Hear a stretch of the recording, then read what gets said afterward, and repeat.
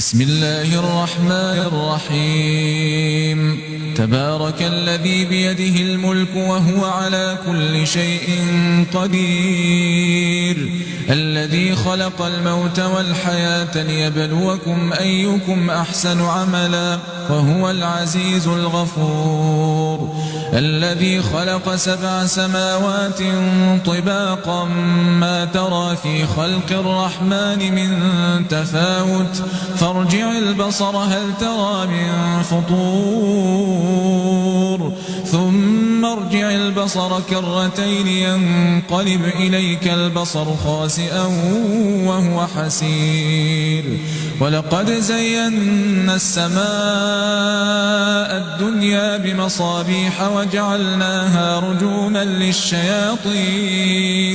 وأعتدنا لهم عذاب السعير وللذين كفروا بربهم عذاب جهنم وبئس المصير إذا ألقوا فيها سمعوا لها شهيقا وهي تفور تكاد تميز من الغيظ كلما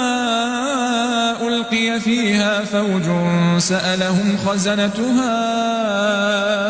ألم يأتكم نذير قالوا بلى قد جاءنا نذير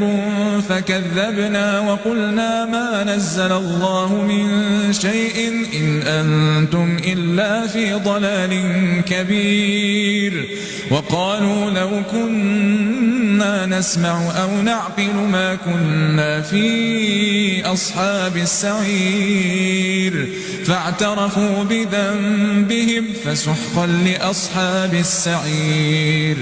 إن الذين يخشون ربهم بالغيب لهم مغفرة وأجر كبير وأسروا قولكم أو اجهروا به إنه عليم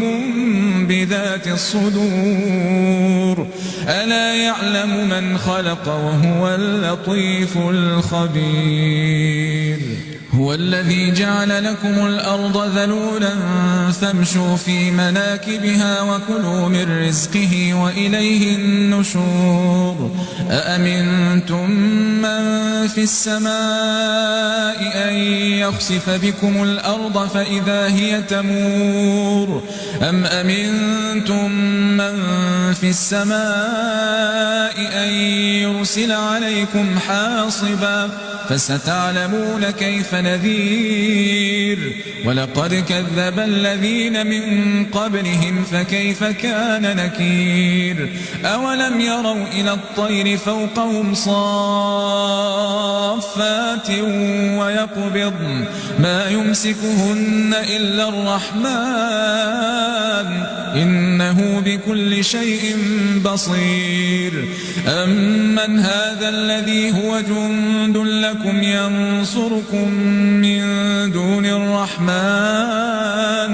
إن الكافرون إلا في غرور أمن هذا الذي يرزقكم إن أمسك رزقه بل لجوا في عتو ونفور أفمن يمشي مكبا على وجهه أهدى أمن يمشي سويا على صراط مستقيم قل هو الذي أنشأكم وجعل لكم السمع والأبصار والأفئدة قليلا ما تشكرون قل هو الذي ذرأكم في الأرض وإليه تحشرون ويقولون متى هذا الوعد إن كنتم صادقين قل إنما العلم عند الله وإنما أنا نذير مبين فلما رأوه زلفة سيئت وجوه الذين كفروا وقيل هذا الذي كنتم به تدعون قل أرأيتم إن أهلكني الله ومن معي أو رحمنا فمن يجير الكافرين من عذاب أليم قل هو الرحمن قل هو الرحمن آمنا به وعليه توكلنا فستعلمون من هو في ضلال مبين قل أرأيتم إن أصبح ماؤكم غورا فمن يأتيكم بماء معين